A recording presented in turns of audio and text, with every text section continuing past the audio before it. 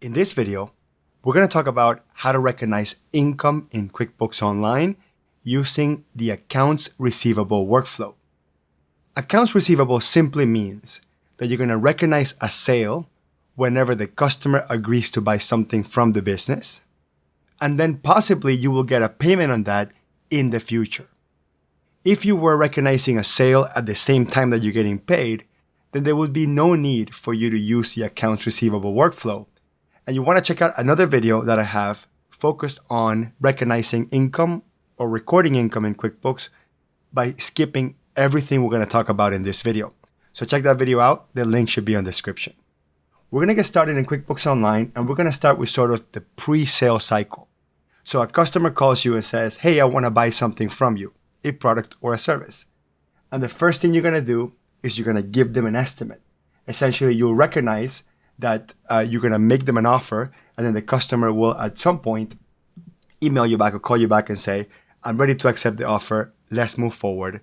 And then we turn that into an invoice later on. So let's start by creating an estimate. I'm just going to click on the drop-down menu, select the customer I want to send the estimate to. I could click on Add New and create the customer on the fly. So if I have a new customer and her name is Mary S. Smith, and I can add her address, her phone number, email, all that information, and then I click on Save, and then that customer gets loaded into my database. In QuickBooks, you can have a bill to address and also a ship to address. So if you're shipping products or delivering services on site, you can use that shipping address to identify that. Then the estimate number is going to follow a natural sequence. QuickBooks will start when 1001, but you can create your own sequence if you want to when you're first getting started. So I'm going to do 4,501, and that would be the first one. Then every time I do an estimate, the next one will follow suit. Then I'm going to click on the drop-down menu to confirm the estimate date. And then we're going to scroll down onto products and services, and then we pick the specific product and service that we are estimating or quoting this customer. I'm going to pick services here, and I'm going to do two quantity to $75. And then on the description, I'm going to put $75 per hour for support. Okay, whatever service you're providing, you just put there the description of what you want to sell that customer. You can add any additional notes, any additional lines if you want to. If you're working with QuickBooks Online Plus, you can even add inventory that you're selling them. You can actually sell inventory products. And then at the end, simply we have an estimate for $150. I'm going to go ahead and click on Save, and now the estimate has been saved into the system. Now, by default, estimates start in pending status. So hopefully your customer will say yes, agree to buying this service from you. And essentially the best thing to do is to switch the estimate from pending down to accepted. Now notice that when it gets converted from pending to accepted, a link to convert to invoice shows immediately, essentially guiding you to the process that you should, at this point, invoice your client so they can pay you. So I'm going to click on convert to invoice, and then QuickBooks will take the same estimate that we just created and essentially create the invoice for you, copy over all the information like the products and the services that you're selling, including descriptions, prices, all that stuff. You're actually allowed to change an invoice after the estimate. So let's say this actually took 3 hours, and at 2 hours, you can make that change. Now, you do have a connected transaction next to it. You see that it's highlighted green, letting you know that that's a linked transaction. And if I screw up to the top, it says linked transactions as well. I can actually click on that, and it'll open the estimate for me. So it creates this history, so you know exactly that this invoice came from an estimate originally. Then we can accept the invoice number where it is. We can change the invoice date to whenever you actually provided that service or delivered that product. You can select the due date based on your net terms. So if it's 15 days, QuickBooks will calculate 15 days from the invoice date. If you select 30 or 60, it will calculate the due date from that invoice date. And that's the essence of accounts receivable management, which is you're generating a bunch of invoices and you're keeping track of the customers that owe you money, and eventually they need to pay you. So once we're done, we can either click Save, or we can click on Review and Send if we want to actually email the invoice to our customer. So we're going to go ahead and send the invoice to our customer or print it and mail it to them. And that's it. Now that customer officially owes us money. Now, I want to create an invoice without regard of the estimate, so you can see that workflow. You actually don't need to create the estimate prior. That was just an example for those that need to do that. So I'm going to click on the new button on the top left and then click on Invoice, and that can take me straight into the invoice screen, no linkages or workflow from an estimate. If I click on the drop-down menu, I can pick a customer from the existing list or maybe a different customer. Let me pick customer A. And then I'm going to scroll down and then select the products and services that I want to sell that customer. So let's say I want to sell this customer services. I'm going to put hourly support, and I'm going to put here level 2 tech. And let's say that we have, for our level 2 technician, we actually charge $100 an hour. So I'm going to put here 3 hours for $100 an hour, and you see that the total adds up to $300. Now, if I also have maybe a product that I'm selling them, whether it's inventory or not, you can add that additional line, and we can put here miscellaneous cables, and let's say this is a charge for $25. Now, if you have sales tax enabled, and I have an entirely different video that focuses on sales tax, I'll put the link in the description. Whichever item you mark as taxable, QuickBooks will calculate tax for that item. I'm going to go ahead and uncheck both the items, because we're going to make the assumption that these items are not taxable or this sale is not taxable. Here on the right-hand side, you have some information about billable time. We're actually going to go back to that. So now we have a total down here of $325 for the invoice. Again, we can save it, we can do save and close, or we can save and send to our customers. Let me click on save and close, and now we have officially created 2 invoices. Now, once you create your invoices, you can actually go into the sales tab on the left-hand side, and then click on where it says invoices, and then you're going to get a list of all the invoices that you have in the system. You can actually filter by all invoices, including every invoice you ever created and you've been paid for already, or just invoices that are unpaid, which are the ones that are currently in accounts receivable. You see up here that there's $550 due. It says not yet, that means they're not overdue yet. And if you see down here in the bottom, you get to see both amounts, $225 and $325, we just created. Notice that there's a status here in terms of due date based on what terms we used to create those invoices.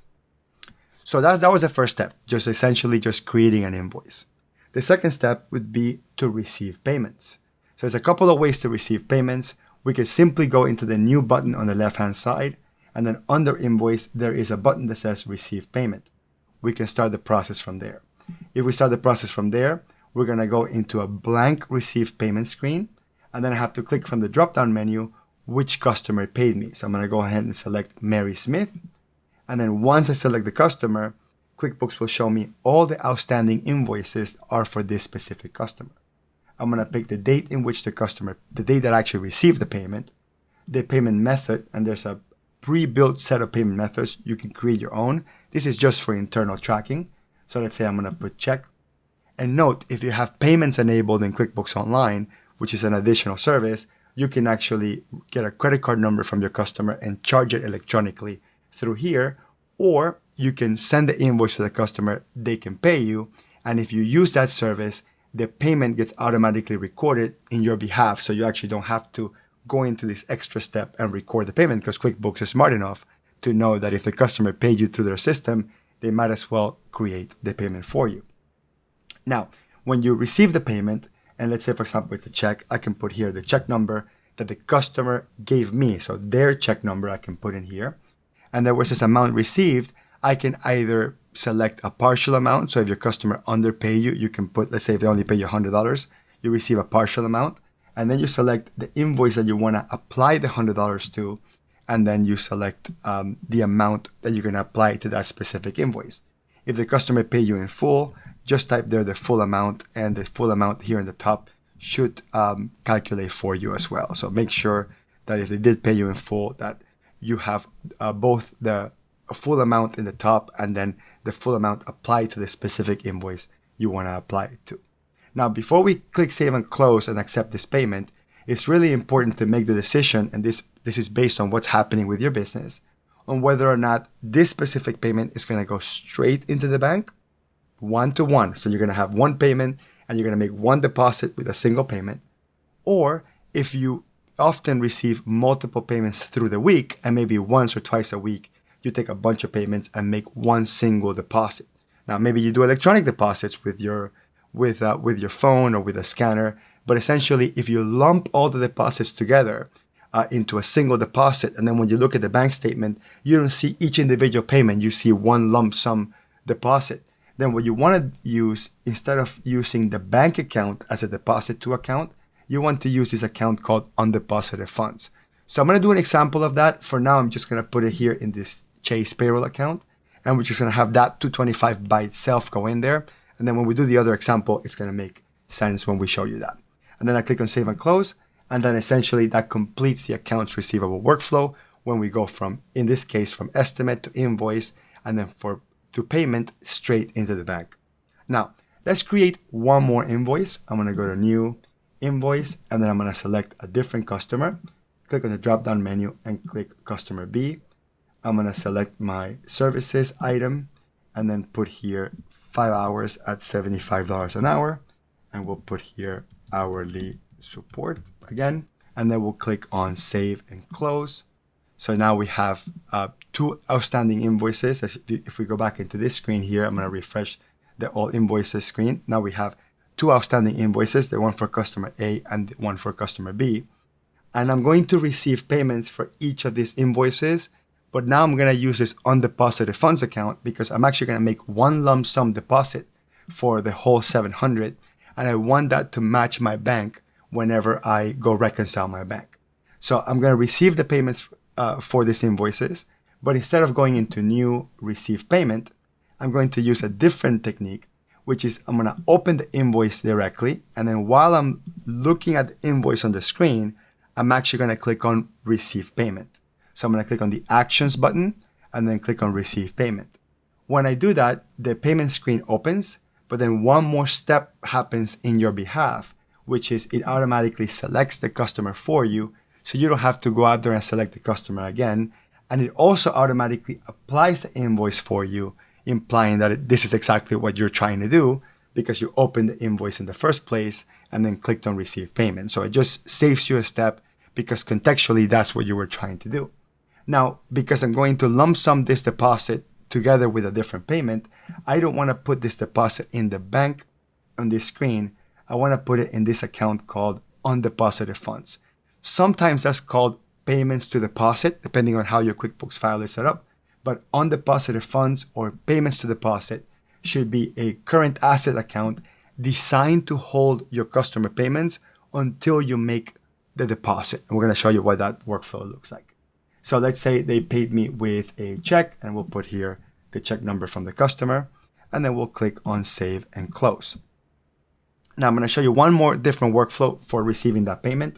I'm going to go into Sales and click on All Invoices, and then notice that next to the invoice, there's a button that says Receive Payment. So you can basically click on that, and it will take you into the Receive Payment screen. But I'm going to show you one more workflow. I'm going to X out of that, going to Sales, and then under Customers. And let's say I'm looking at the specific customer in the customer details window, and then I'm looking at the specific invoice. And then from here, I can actually click on Receive Payment within the options that it gives you. Notice it gives you tons of options, but Receive Payment is one of the options. So we're going to go ahead and click on that. So whichever way you decide to do it, it's going to end you up at the exact same screen on the Receive Payment screen. Then I'm going to select Check. Let's say this customer also paid me with a check. And then we also have to make the decision to put this either on the bank account or in the Undeposited Funds or Payments to Deposit account, because again, we want to choose this option. That way we can do one more transaction, which is lump sum those payments together. So I'm going to go ahead and click on Save and Close. And now I have both of those payments received, and they're sitting there in Undeposited Funds, waiting for me to make or record that deposit. So the next step to record the deposit is to click on New, and then we're going to go here where it says Other. We're going to click on Bank Deposit. Once we click on Bank Deposit, you will notice that QuickBooks actually keeps track of every single payment you have received that you put into this account called Undeposited Funds. Essentially what you see here, which is this group of transactions that are sitting here under the Select the Payments included in this deposit. These are your Undeposited Funds. And essentially you click on one, then the other. You see how it adds up to $700 here on the top right. And essentially you're going to say, okay, I got both of those payments on Monday, but I didn't make it into the bank until maybe Wednesday the 7th. That's the day that both of these payments are going to be deposited into a single deposit. And then we select the bank account that we're going to deposit it into. And then we click on Save and Close. So that's how you do that workflow where you receive the payments into undeposited funds and deposit them together. Okay, we're going to talk about a little bit of more advanced technique, which is working with credit memos. So I'm going to go into the New button and create another invoice. I'm going to click on New Invoice. And then I'll select my customer. We'll select customer A one more time. And then we'll select any product or service and we'll put an amount here. We'll just put 1,000. Now I'm going to backdate this invoice a couple of months ago. We'll put this back in December of 2023. And then we'll click on Save and Close. And now there's a $1,000 invoice outstanding. Now I'm going to click on Sales and Invoices and then click on Unpaid so we can see the totality of our open invoices. Notice that this invoice is overdue $1,000 because it's way past the payment deadline. Now let's say that during this process, I don't want to edit or change an invoice from the prior year, but I want to recognize that we maybe made a mistake on the job and we're going to give this customer a $300 credit, for example. So instead of going back and editing the invoice, which is generally not suggested, especially when it's from previous periods, what you want to do is you want to recognize a reduction of that accounts receivable, a reduction of the money the customer owes you by creating a credit memo. So we're going to click on the New button and then click on Credit Memo. And then we're going to select the customer that we're giving the credit memo to. Click on the drop-down menu and click on Customer A. Then we're going to select which product or service essentially we are refunding them. It's not really a refund because we're not giving them cash. We're just adjusting their open invoice, but it's technically a refund from a sales perspective because we had a sale in 2023, but now we're refunding it in 2024. So it's technically an income refund, but there's no cash being exchanged. We're just going to receive the balance of the payment when the customer gets to pay us. So we're going to select the product or service that we're adjusting. We'll put here $300 and we can put recognizing our mistake for late delivery or something like that. Okay. Now, depending on exactly whatever the circumstances are, you want to make sure that that memo and that description it's well understood by any user in QuickBooks. So we'll go ahead and click on Save and Close, and now the credit memo is entered automatically. Now this invoice, if I open this invoice, it still shows as it having an outstanding $1,000. And the reason for that is because credit memos don't always automatically apply to the invoice. You actually have to take the credit memo and apply it to the invoice by using the payments screen. So I'm going to go into New and click on Receive Payment. Even though I'm actually not receiving a cash payment, all I'm doing is I'm going to match that credit memo to that invoice. So I'm going to select Customer A, and then I'm just going to make sure that this credit memo is checked. So QuickBooks starts the process for you. Notice that you put a check mark on it. And as long as you see that credit memo checkbox there being applied to the invoice, and then here where it says amount received is nothing, because essentially you're not actually receiving the payment, QuickBooks will, through this transaction, as long as you save it, now match that credit memo to the invoice. Now you can put in the memo down here at the bottom, you can put applying credit memo or something like that. You really don't need to do it. It should be pretty self-explanatory, but that's essentially what this does. It takes that credit memo that was sitting by itself unapplied and applies it to the invoice. So then when I click on Save and Close, now I go back into this screen, I can click on Refresh, and now this invoice should show up as an open balance of 700, no longer an open balance of 1,000. So I just click on the invoice and notice here that says balance due 700. Now by default, in this screen, it shows you the original amount of the invoice. If I actually click on this little gear button on the right-hand side where it says Action, I can actually click on the little checkbox for balance, and I can actually see both the $1,000 that are from the original invoice amount and the actual open balance from the invoice. It gives you a little bit better visual. So let's say that now the customer is ready to pay you and they're going to pay you the $700. So I'm going to click on New, receive payment. And now I'm going to add one more wrench into this whole thing just to give you a new example. Is I'm going to go ahead and select the customer. But this time around, your customer is paying you in cash, but the cash is not even being deposited. So I'm going to, instead of putting it on Undeposited Funds, I'm actually going to put it into something called a petty cash account. So I'm going to go into add new, and then I'm going to create an account called petty cash. Click on save and close. And then I'm recognizing that I received $700 in cash to pay off the invoice, but the money's not even going into the bank. I'm going to put it into petty cash. And as long as the invoice is being applied here, you have it going into petty cash. Then you click on save and close. So perfect.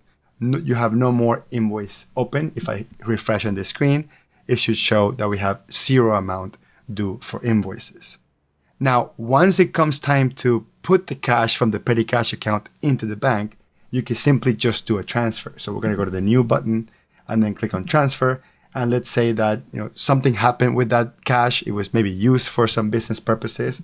And I'll do an entirely different video about managing petty cash because that's a whole nother world. But let's say that the cash that was in the petty cash account that ended up that came from the customer but ended up making it into the bank was maybe $500 and not $200. Then you end up doing the transfer here. You can put in the memo saying, customer A payment,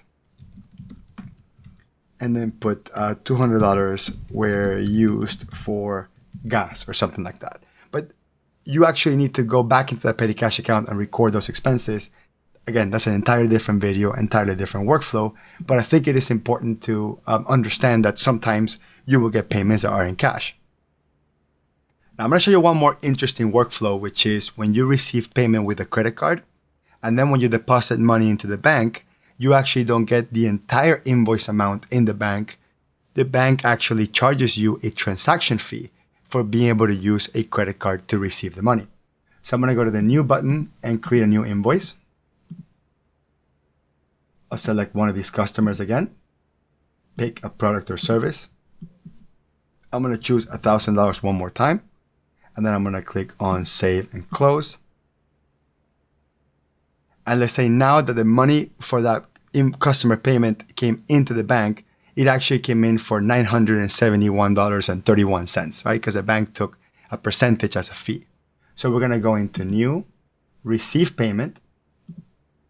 We're actually going to receive the payment as a whole. So we're not going to record in the receive payment screen the fee.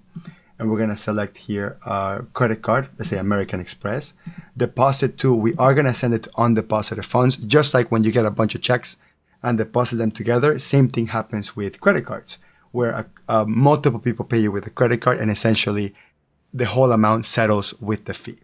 So we'll go ahead and click on save and close. So now that payment is sitting in undeposited funds, and you can have maybe multiple invoices with payments in undeposited funds. And you're going to do one more step, which is going to go into new, bank deposit, and then we're going to select the payment, but you're not going to receive $1,000. You're going to receive $971.31, as I mentioned earlier. So that difference is a fee. So if I take $1,000 minus $971.31, I get a amount of $28.69, and that's the amount that the bank took from you to be able to receive a payment through a credit card. Now that's going to be a negative amount, so that's a really important piece, because once you put that into negative, you notice in the top, the total is $971.31. Now, the most important thing is to put the account that this belongs to. So normally, it would be an account called merchant fees or transaction fees, or something like that. In my particular chart of accounts, it's called merchant account fees. So as long as you have an account called, again, merchant fees, credit card fees, transaction fees, Stripe fees, PayPal fees, whatever account you create that represents that, you put that in there. Now on the receive from, you actually don't need to put anything here. If you want to, you can put the actual bank's name, the bank that is taking the money away. So let's say this is Stripe or something like that. We can actually create Stripe in there as a vendor. I typically like to do that as a vendor, not a customer. And that way you know, okay, that's a fee that we're paying to Stripe. So it becomes very clear. So that's up to you. You actually don't need to put the receipt from vendor's name there. And I know it's a little confusing because you're not really receiving anything. They're actually taking money away, which is why it's a negative amount. So it's like a negative receiving, right? It means that they're taking away. But essentially that illustrates that you can have multiple invoice payments in here that are going to be paid in full because the customer, from their side, they're paying you 100%. Essentially, the bank is the one that's taking a fee at the very end, which is why you're receiving a lesser amount at the end. So that little piece here, that's really important. Some people actually will break it up. So if you have like 3 payments, they'll go in and break up. For the first invoice, it was this amount. For second invoice, it's this amount. For third invoice, it's this amount. If you want to keep that level of detail, normally I just add all the fees for that one deposit and put it in there. So we'll click on Save and Close, and that completes that process. Now we're going to shift gears to a slightly different workflow, which is when you create 3 invoices and you manage accounts receivable, but when you go record the deposits, you actually don't use the new record deposit screen. You actually use the bank feed screen. So I'm going to go into transactions and go into bank transactions. And let's say, for example, that you're going to want to match your transactions from whatever you're seeing in the bank feed screen. So for example, we see a teller deposit for $5,000, and then we see a Stripe deposit for $96.89. So I'm going to recreate the type of transactions that you would basically match into your bank feed. So I'm going to start with a couple of invoices that add up to the 5,000. So I'm going to go to New, go to Invoice, go to Customer A, and then quickly create an invoice, let's say for $2,000. And then I'm going to click on Save and New. And then I'll create the other invoice that adds up to $3,000. So let's go in here and we'll make this one $3,000. And then we'll do Save and New again. So now we have a $5,000 deposit that's coming in through the bank feed. And now we need to match the 2 invoices that add up to the 5,000. So I'm going to click on the 5,000 transaction that's in there. And instead of selecting Categorize, I'm going to click on where it says Find Match. Then when I click on Find Match, I'm going to get a list of all my open invoices and all the payments that I have received. And then QuickBooks will attempt to try to match the 2 invoices for you. Now, if QuickBooks doesn't match them, you can manually go and select the combination of invoices that would match that deposit. And of course, you need to verify with your records if that's actually the customers that are paying you. Not just because the dollar amounts match, you have to make sure it's the correct one, because if you end up telling the wrong customer that they owe you money when they actually did pay you because you confused a different customer's invoice that had the same dollar amount, that's going to be pretty embarrassing. But it's a pretty simple workflow. You just select the 2 invoices that match that amount and you click on Save. And essentially you didn't have to click on Receive Payment and you didn't have to click on Record Deposit because the money was already downloaded as a transaction through the bank feed. You can simply just match that payment with outstanding invoices. I'm going to do the exact same thing with this $96.89, but instead I'm going to create 2 transactions that add up to $100, and I'll show you how to record the fee within the bank feed. So I'm going to go to New and go to Invoice, and then let's say we have an invoice for customer A, in this case for $60, and then we'll do Save and New and do an invoice for customer B now for $40, and the addition of those 2 should add up to 100. So it should be pretty simple. And then we can save and close. Perfect. Now going back into the bank feed, there's my $96.89. I'm going to click on that. I'm not going to click on Add, and I'm not going to click on Categorize. I'm actually going to click on where it says Find Match. We'll click on Find Match. We'll select the 2 invoices that add up to $100. Now you will notice that QuickBooks automatically assumes that one of the invoices is being short paid. So you have to be very careful about this particular step here. You actually have to click on that amount and put 40. And then once I click Tab to recalculate, QuickBooks is actually telling you there's a difference for $3.11. So now you have to do what's called resolve the difference, which means add the fee. So we're going to click on resolve the difference. An additional line adds in the bottom. We're going to come down here and put negative 3.11. And essentially, it gives you now a difference of 0. And then under category, this is where we're going to put that merchant account, fees account, or whatever it's called in your chart of accounts. We're going to select that. And then the payee in this case is Stripe or whatever, that's optional. And then we click on save. So essentially you want to make sure that all the invoices are being marked as 100% paid, and then that the difference, it's a negative amount, which is your credit card fee. Then you click on save, and then essentially you finish that workflow completely. I'm going to show you one more workflow, which is to take your billable time, billable expenses, and convert them into an invoice. So I'm going to click on the gear menu and click on subscriptions and billing, because I'm currently in the simple start version of QuickBooks Online, which doesn't support this specific feature. I actually need to be at least on Essentials and above to be able to do this piece.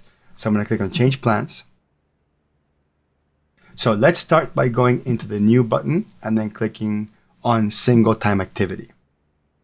So I'm going to create a timesheet item or enter a time activity that I want to mark billable to the customer. So I'm going to select my employee or my contractor that I'm using their time to then create into a billable invoice. I'm going to select, let's say, salary item, and then under customer, I'll pick customer B. And then under service, I'll put here services. And then I'll put here that they worked, let's say, 8 hours and 45 minutes. And then under description, I can put support on their issue or something like that. You can also click on start and end times. So if you want to put the times that they actually worked, and then have QuickBooks calculate the hours based on that, you can do that as well. So that's really up to you and how you want to do it. And then under here where it says billable, here you put the rate that you want to invoice your client for. So in here it tells you, hey, that was 2 hours and 15 minutes. And based on that, you're going to be able to invoice your customer $918.75.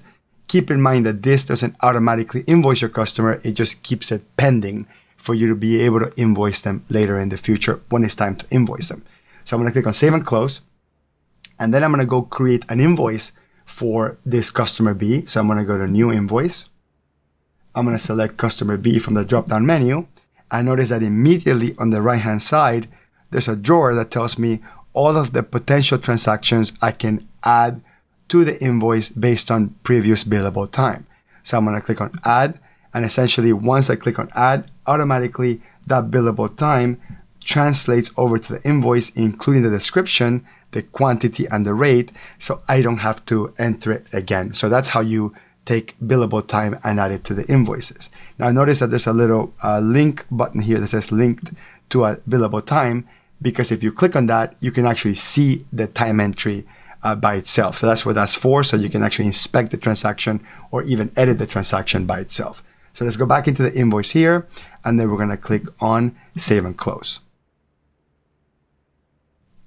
Now I'm going to show you a really neat feature that you can only have in QuickBooks Online Essentials or Up, which is called Delayed Charges or Delayed Credits. So I'm going to start by clicking on the New button, and then I'm going to click on a Delayed Charge. So a delayed charge is when you want to sort of remind yourself to invoice that customer maybe at the end of the month for a particular service that you provided, but you don't want to create the invoice just yet.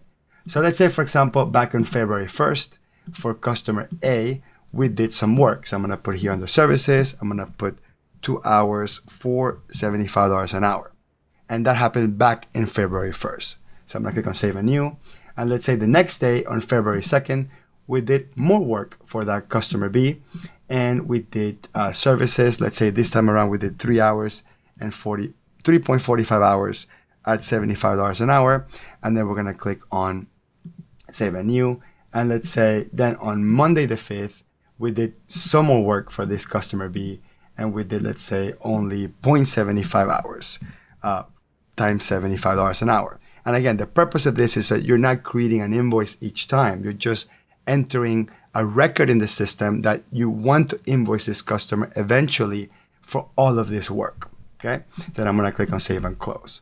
Then let's say I realize that I overcharged them an hour for whatever reason. I can go into New and do a delayed credit, which would be like the opposite of a charge. And then I come back into customer B, and let's say I recognize that on the 6th, and I can put recognizing we overcharged 1 hour for whatever reason, right? So we're going to put quantity 1, $75. We don't need to put a negative or anything like that. I mean, by default, QuickBooks understands that we're doing that. Then we're going to go ahead and click on Save and Close, and we're done. So now let's say it's the end of the month and we want to invoice our customer for all those charges and even the credits against those charges. We're going to go into the New button, then we're going to click on Invoice. Then we're going to select our customer, Customer B, and then we're going to notice on the right-hand side that we see both the delayed credits, delayed charges, and also maybe some additional billable time that we did in another exercise. So I can click on the Filter button and say, you know what?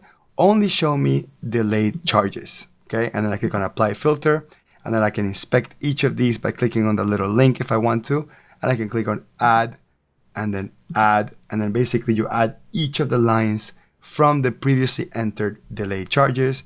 I can X out this filter and then maybe only show the credits, and then click on Apply Filter, and then click on Add. And then in this case, we didn't put a negative on the credit transaction itself, but QuickBooks enters this one as a negative because that's what a delayed credit is. So then at the end of the day, the math is the customer now owes us $240.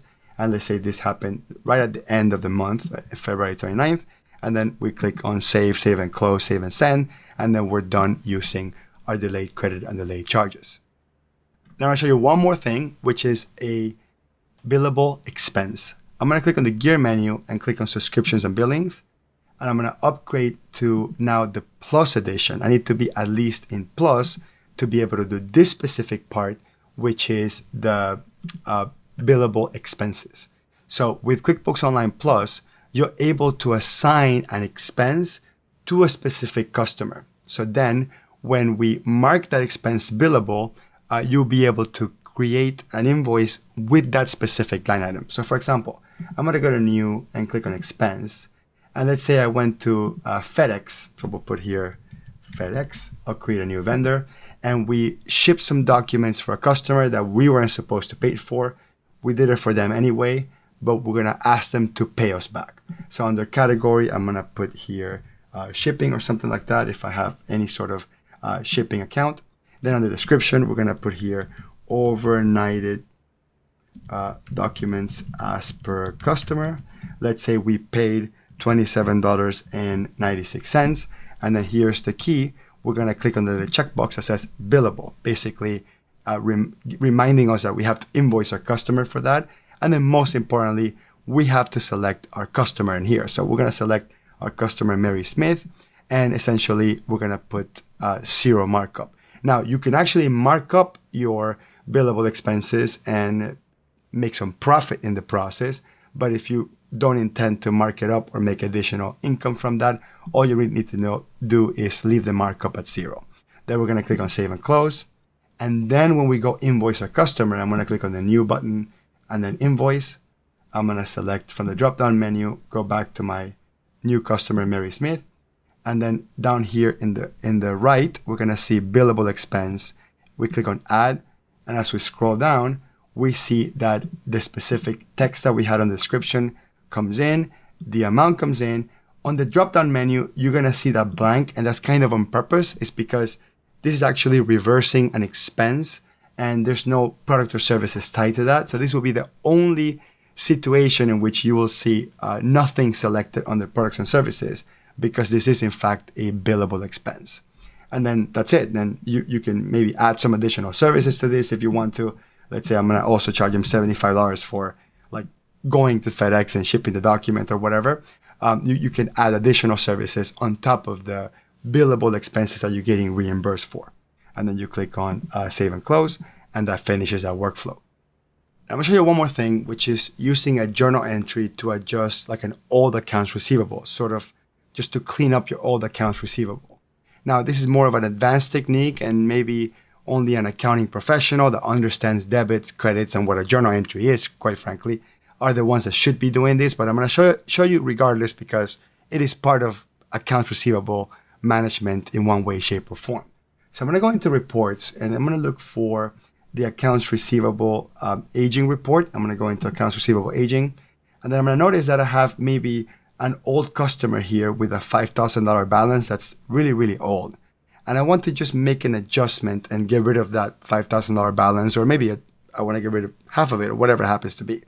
So I want to use a journal entry to adjust that balance. So the way that will work is we'll go in the new button, then we click on journal entry. And as I mentioned, again, this is more of an advanced technique. I'm going to go in the first account and click accounts receivable. And accounts receivable is going to be reduced by $5,000, which will be a credit. And again, this is more of something accountants would do. And then we can put writing off old balance or something like that. So we come in here and put our comment, writing off old balance, and under name, we're going to put our customer's name. We're going to find our customer here called old customer. And then generally when you write off the old balance, you're going to go against a sales account, an income account, or if you have something called returns or refunds or something like that, you can also do like an income refunds account, or sometimes there will be an account called bad debt or something like that. So that could also be the account. So it depends how your account is set up. It could be a sales account, a refunds account, a returns account, or a bad debt account. Those are typically the accounts that we use to write off old balances. So we use a journal entry. We use the power of debits and credits and double entry accounting to reduce our accounts receivable, and at the same time to record the expense or the reduction of income, which is to reduce an open invoice. So then we click on save and close, and that essentially writes off the balance. Notice that now old customer has a net balance of 0, but now I need to apply that journal entry into that old invoice simply by clicking on the new button and then clicking on receive payment. It's a little bit counterintuitive because you really never got paid for that, but we're going to use receive payment. Then we're going to select our old customer here. And then as long as, again, our invoice is checked and our journal entry is checked, and notice this is like an old invoice from 2022. As long as those two things are checked, and at the end the amount received is 0, so there's actually no new money coming into the bank, we click on save and close, and that will apply that journal entry to adjust your accounts receivable, make the open invoice disappear, and you essentially will be done with that.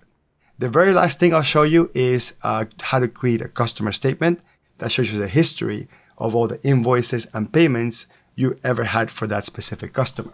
So I'm going to click on the new button. Then I'm going to go into statement. It's under other. So interesting enough, it's not under customers, it's under other. I'm going to go to statement, and then I'm going to select which customer I want to see sort of a history of statement for. So I'm going to select which is the one that I want to select. Then I'm going to click on print or preview. That way I get to see the history. And then QuickBooks will show me all of the transactions that are open that essentially add up to the $918. So you get to see all the positives and all the negatives that carry over a balance to eventually show you what the ending balance for that customer is. If I X out of that and I go from, instead of clicking on balance forward, I click on transaction statement and then click on apply. And then I'm going to just select customer B and click on print preview. You're going to see that the statement looks slightly different. So depending on what type of statement you want to see, you're going to have a transaction statement, you're going to have an open item statement, or you're going to have a balance forward statement. And you want to play with each one of these to see which is the one that makes the most sense to you and the one that your customer will understand probably the best. You want to go through and try all the different type of statements that you have before you make a decision in terms of what's the actual statement that you want to send to your clients. So anyway, I hope you enjoyed this video on the accounts receivable workflow and how to record income using these workflows. Make sure you check the description below. There's tons of other videos that talk about other things, accounts payable workflows, deeper into bank feeds, deeper into reports, and how to record income without accounts receivable. There's a separate video that explains that in there, which skips invoices, it skips payments. It just goes straight into deposits or bank feeds. Anyway, I hope you enjoyed it, and I'll see you in the next one.